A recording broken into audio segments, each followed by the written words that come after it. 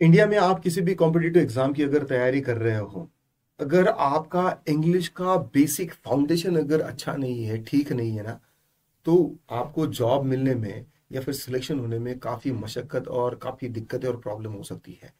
आज से हम हमारे इस चैनल पर कॉम्पिटिटिव एग्जाम को सामने रखकर हम इंग्लिश ग्रामर की स्टडी कराएंगे। याद रखो, मैं हमेशा कहता हूं कि आपको इंग्लिश बोलने के लिए ग्रामर स्टडी करने की जरूरत नहीं है, लेकिन कॉम्पिटिटिव एग्जाम में अगर आपको अच्छे मार्क्स के लिए, ग्रेड्स के लिए स्टूडेंट्स के साथ compete करना है, तो उसके लिए ग्रामर बहुत जरूरी है। तो आज हम पार्ट्स ऑफ स्पीच को इस तरीके से समझेंगे, इस तरीके से देखेंगे कि पार्ट्स ऑफ स्पीच आप मरते दम तक कभी नहीं भूलोगे। स्टूडेंट्स को अक्सर ये होता है कि सेंटेंस दिया जाता है, 1 से 1.5 किलोमीटर का क्वेश्चन दिया जाता है एग्जाम में, और फिर स्टूडेंट्स को वो जो सेंटेंस दिया है उस सेंटेंस में जो वर्ड्स है, उन सेंटेंसेस का पार्ट ऑफ स्पीच ही समझ में नहीं आता। वो शब्द जो है, वो वर्ड्स के जो टुकड़े हैं, इंग्लिश भाषा के जो टुकड़े हैं, उनको एग्जैक्टली क्या कहा जाता है और उनको आइडेंटिफाई कैसे करें, और उनकी जगह पर सही अगर रिप्लेसमेंट करना है, एरर अगर फाइंड आउट करना है, तो वो समझने में दिक्कत जाती है। स्पेसिफिकली एडजेक्टिव, एडवर्ब, वर्ब, इसमें काफी जम्बलिंग होती है। तो अगर आपको कॉम्पिटिटिव एग्जाम में अच्छे मार्क्स चाहिए, तो पार्ट्स ऑफ स्पीच आपको बहुत ही इंपॉर्टेंट है। तो पार्ट्स ऑफ स्पीच आपको ट्रेडिशनली आज तक पढ़ाए गए हैं। आज हम मेरी यूनिक टीपीआरएस स्टोरी टेलिंग के माध्यम से एक ग्रामर फैमिली, जिसमें ये जो 8, वैसे तो 9 है, लेकिन ये 8 पार्ट ऑफ स्पीच, अगर आज आप आखिरी तक वीडियो देखोगे तो ये एक कलरफुल इंफॉर्मेशन, एक फैमिली की तरह इंफॉर्मेशन, और इन सबके रोल, डेफिनेशन, एग्जाम्पल्स और इनके रूल्स आपके याद रहेंगे। और मैं गारंटी के साथ ये दावा करता हूं कि अगर आप इस वीडियो को आखिरी तक देखोगे तो मरते दम तक ये ग्रामर फैमिली और पार्ट्स ऑफ स्पीच आपके याद में रहेंगे। तो चलिए शुरू करते हैं। आते हैं सबसे पहले अल्फाबेट्स पर। ठीक है, अल्फाबेट्स यानी क्या है? क्या ये ए लेटर अल्फाबेट है? क्या बी अल्फाबेट है? सी अल्फाबेट है? डी अल्फाबेट है? नहीं, ये अल्फाबेट्स नहीं है। ये क्या है? ये लेटर्स है, ये कैरेक्टर्स है। ठीक है, ए से लेके जेड तक जो लेटर्स और जो कैरेक्टर्स है, उनके ग्रुप को अल्फाबेट्स कहा जाता है। ठीक है, सो अल्फाबेट्स ये है। और पार्ट्स ऑफ स्पीच कौन कौन से हैं? शब्दों के ये जो टुकड़े हैं, इन्हें पार्ट्स ऑफ स्पीच, यानी कि noun, pronoun, adjective, verb, adverb, conjunction, preposition and interjection, और साथ में एक नौवा भी है ओल्ड इंग्लिश ग्रामर में, आर्टिकल। ये भी होता है, बट आर्टिकल के क्या है कि बहुत ज्यादा रूल्स, एक्सेप्शंस, अलग अलग सिनेरियो है, तो इसके लिए इसको अलग से ही स्टडी करवाया जाता है, पार्ट्स ऑफ स्पीच में नहीं। हालांकि सेंटेंसेस में ए एंड द का इस्तेमाल होता है, तो ये कहीं ना कहीं पार्ट्स ऑफ स्पीच, यानी कि वो उनका हिस्सा ही है, बट उसको हम अलग से पढ़ेंगे। एनीवेज, चलते हैं हमारे इस स्टोरी टेलिंग मेथड पर।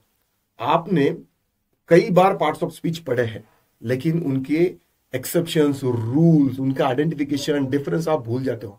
आज के बाद नहीं भूलोगे, क्योंकि हम इस फैमिली को आज समझेंगे ठीक से। फर्स्ट एंड लास्ट टाइम आपने इस ग्रामर फैमिली को लेजर फोकस होकर समझना है। अब इस फैमिली में कौन कौन है?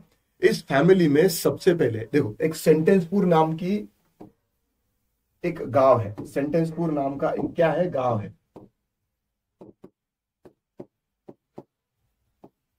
सेंटेंसपुर नाम का एक गांव है, और उसमें ग्रामर फैमिली रहती है। फैमिली, ठीक है, ग्रामर फैमिली रहती है, और उस ग्रामर फैमिली में एक अंकल है, उनका नाम क्या है?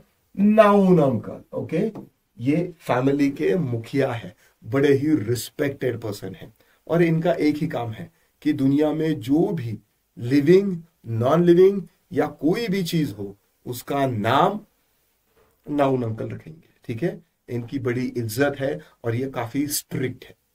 अब इनके घर में इनकी वाइफ है, इनकी शादी हो चुकी है नाउन अंकल की। नाउन अंकल की शादी हुई है वर्ब आंटी के साथ। वर्ब आंटी हमेशा एक्टिव होती है, वो किसी भी काम को दौड़ दौड़ कर वो कंप्लीट करने में विश्वास रखती है। वर्ब यानी कि किसी भी सेंटेंस में अगर सिर्फ वर्ब अकेला भी आएगा तो वो सेंटेंस ग्रामेटिकली करेक्ट लगता है और मीनिंगफुल भी लगता है। जैसे कि गो, गो, ठीक है, सिर्फ गो आया तो ये सेंटेंस क्या हुआ कि कंप्लीट हुआ। तो यानी कि वर्ब आंटी जो है वो बहुत ही स्ट्रिक्ट है, और वो वर्ब आंटी अगर अकेली भी सेंटेंस में है तो सेंटेंस पूरा कंप्लीट हो जाता है। Shut up, leave now. Okay, so इस तरीके से देखो, हमारे घर में जैसे इंपॉर्टेंस मम्मियों को ज्यादा होता है। ऐसा नहीं कि महादेव की नहीं चलती, भोलेनाथ की नहीं चलती, भोलेनाथ की भी चलती है, लेकिन पार्वती जैसा कहेगी ना वैसा ही भोलेनाथ को, मतलब महादेव को रहना पड़ता है। ठीक है, पिताजी की, मतलब पिताजी की भी चलती है, लेकिन जैसी पार्वती रखेगी वैसा ही। ठीक है, तो इसके लिए नाउन से भी इंपॉर्टेंट अगर सेंटेंस में कुछ है तो वो है वर्ब। वर्ब कहलाता है एक्शन। नाउ अब नाउन अंकल और वर्ब आंटी को एक बच्चा है, बड़ा सा शाय टाइप का लड़का है, बट बड़ा ही क्लेवर है, और उसका नाम क्या है? प्रोनाउन। जहां पर पिताजी को नहीं जाया जा सकता, या फिर जहां पर पिताजी को बार बार जाना पड़ता है, पिताजी किसी कारणवश बोलते हैं कि यार मैं वहां जा जाकर थक गया हूं और बड़ा ही इरिटेटिंग लगता है, आप चले जाओ, वहां पर ये प्रोनाउन पिताजी की जगह लेने लगता है। जब भी पिताजी घर पर नहीं होते हैं, सब फैमिली मेंबर्स को ये हेल्प करता है, उनके साथ जाता है। ठीक है, तो नाउन के जगह पर जो वर्ड इस्तेमाल किया जाता है उसे प्रोनाउन कहा जाता है। ठीक है, अभी हम सिर्फ ग्रामर फैमिली को विजुअलाइज और फोकस करेंगे। इसके बाद की जो वीडियोस आएंगे उसमें हम पर्टिकुलरली हर एक पार्ट ऑफ स्पीच का डेफिनेशन देखेंगे, उनके एग्जाम्पल्स देखेंगे, उनके कितने कितने डिफरेंट टाइप से वो देखेंगे, एग्जाम में आपको किस तरीके से क्वेश्चंस आते हैं, ट्रिकी क्वेश्चंस किस किस तरीके से आते हैं, क्वेश्चंस के टाइप आज तक कितने टाइप के आपको पूछे गए हैं, ये सारा डिटेल एनालिसिस हम आगे देखेंगे। बट पहले हमें इस ग्रामर फैमिली से क्या है, फैमिलियरिटी करनी है। ठीक है, तो पहले नाउन अंकल, वर्ब आंटी और उनका एक लाडला बेटा है जिसका नाम है प्रोनाउन। अब इनको दो लड़कियां भी है। ठीक है, दो लड़कियां हैं। एक पहली है एडजेक्टिव। अब ये जो एडजेक्टिव है ना, इसको अपने भाई से और अपने पिताजी से बहुत प्राउड फीलिंग है। इसको अपने भाई से और अपने पिताजी से बहुत ज्यादा प्यार है। ये हमेशा इनको डिस्क्राइब करती है, like my brother is very brave, मेरा भाई बड़ा ब्रेव है। My dad is very clever. तो क्लेवर यहां पर क्या हुआ, यह एडजेक्टिव हुआ। ठीक है, सो नाउन और प्रोनाउन के बारे में, नाउन और प्रोनाउन के बारे में एक्स्ट्रा इंफॉर्मेशन देने वाला जो वर्ड, उसे क्या कहा जाता है, उसे एडजेक्टिव कहा जाता है। ठीक है, सो ये जो एडजेक्टिव दीदी है, इसको अपने भाई से और अपने पिताजी से बहुत बड़ा प्यार है, बहुत ज्यादा लगाव है। अब आते हैं उनकी दूसरी बेटी पर, जो कि है एडवर्ब। एडवर्ब नाम से ही पता चल रहा है कि वो वर्ब को एडिशनली इंफॉर्मेशन प्रोवाइड कर रही है, वर्ब के बारे में एक्स्ट्रा इंफॉर्मेशन वो प्रोवाइड कर रही है, अपनी मम्मी की वो हेल्प कर रही है। My mom works very hard. Okay, मेरी मॉम काम कर रही है, क्लेवरली कर रही है, क्विकली कर रही है, इजीली कर रही है। ठीक है, तो एडजेक्टिव बेटी जो है वो नाउन और प्रोनाउन को डिस्क्राइब करती है, और एडवर्ब जो है वो अपनी मम्मी को डिस्क्राइब करती है, वो मम्मी के कामों में हाथ बटाती है। सो इस तरीके से एक ग्रामर फैमिली, उनका एक लड़का और इनकी दो बेटियां जो है, इनका हमने डिस्क्रिप्शन देख लिया। अब चलते हैं इनके दो पेट्स पर। ठीक है, इनके दो पेट्स है, एक्चुअली तीन है, पहले तो दो देख लेते हैं। इनका पहला जो एक पेट है वो है प्रिपो। प्रिपो, PREPO, प्रिपो, ये एक कुत्ते का नाम है। ठीक है, मान लो इसका नाम प्रिपोजिशन है। अब ये हमेशा रहता है अपने मालिक और मालिक के बेटे के साथ। घर में एक छोटा सा टेबल होता है और वो टेबल के नीचे हमेशा बैठा हुआ होता है। जब भी अपने मालिक ने कुछ करना होता है तो वो उनके साथ में चला जाता है। यानी कि हमारे मालिक ने कब, कहा, कौन सी चीज कहा, कैसे रखी है, इसकी डिटेल इंफॉर्मेशन प्रिपो नाम के कुत्ते को होती है, इस डॉग को होती है। ठीक है, so when, where, what, on, in, over, behind, ये जो सारी चीजें जो है ना, ये इसको इंफॉर्मेशन होती है कि कौन सी चीज कहां पर है।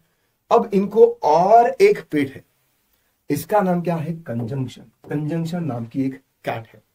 अब इसका काम क्या है कि ये जो ग्रामर फैमिली है, ग्रामर फैमिली के मेंबर्स को वो एक रखती है, सबको साथ में रखने की वो हमेशा कोशिश करती है। एंड बट इस तरीके के वो वर्ड्स होते हैं, यानी कि दो वर्ड्स को, दो फ्रेजेस को, दो सेंटेंसेस को जोड़ने वाला काम जो है वो कंजंक्शन कैट करती है। ये बहुत ही इंपॉर्टेंट इस फैमिली के एक one of the important member है, जहां पर वो दो वर्ड्स को हमेशा जोड़ने का काम रखती है। और इसके बाद आते हैं उनके एक और पेट की तरफ। ये एक उन्होंने तोता है, उनके घर में एक तोता है। अब ये तोता जो है ना, ये बड़ा ही एक्साइटेड रहता है।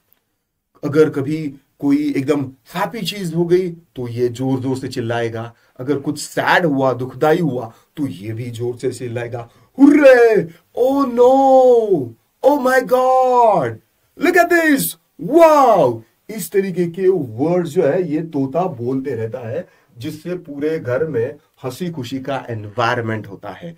ये तोता एक्सप्रेस करता है इमोशंस को। तो इस तरीके के जो वर्ड्स, हुर्रे, ओ नो, इस तरीके के वर्ड्स ये तोता जब भी बोलता है तब घर में एक हंसी खुशी का माहौल होता है। ठीक है, तो इसी तरीके से ये ग्रामर फैमिली है और इनके ये 8 मेंबर्स हैं। अब इन्होंने एक लड़का गोद भी लिया हुआ है। ठीक है, ग्रामर फैमिली में एक लड़का गोद लिया हुआ है जिसका नाम है आर्टिकल। आर्टिकल को इन्होंने गोद में ले लिखा रखा है।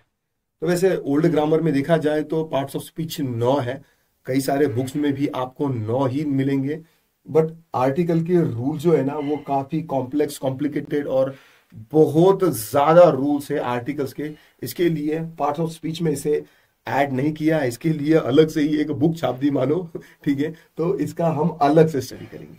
ठीक है, तो इस प्रकार से हम इस ग्रामर फैमिली को समझ लिया है आज आपने। और इसके बाद हम इस ग्रामर फैमिली के जो भी मेंबर्स हैं इनको हम क्या करेंगे, इनके 9 टाइप है ग्रामर के, आई मीन नाउन के। नाउन अंकल के कितने 9 टाइप है, अब इनके कौन कौन से टाइप है ये हम आगे देखेंगे। इन पर किस तरीके से क्वेश्चंस आते हैं ये भी हम देखेंगे। सो मुझे लगता है कि आज आपको पार्ट ऑफ स्पीच ये एक नए तरीके से सीखने के लिए, पढ़ने के लिए मिले होंगे। अगर आपको ये वीडियो पसंद आया तो वीडियो को लाइक करिएगा, कमेंट में नीचे बताइए। अगर आपके कुछ सजेशन है, क्वेरी है, फीडबैक है तो आप मुझे नीचे कमेंट में बता सकते हैं। और इस वीडियो को शेयर करिएगा उन दोस्तों के साथ जो कॉम्पिटिटिव एग्जाम की तैयारी कर रहे हैं। इंग्लिश बोलने के लिए ये सारी चीजें उतनी इंपॉर्टेंट, मैं ऐसा नहीं कह रहा हूं कि इंपॉर्टेंट नहीं है, बट उतनी इंपॉर्टेंट कारगर साबित नहीं हो सकती। So it's up to you. And yes, channel को अगर अगर आप नए हो तो सब्सक्राइब करके रखिएगा। Okay, I will see you soon in the next video. Till then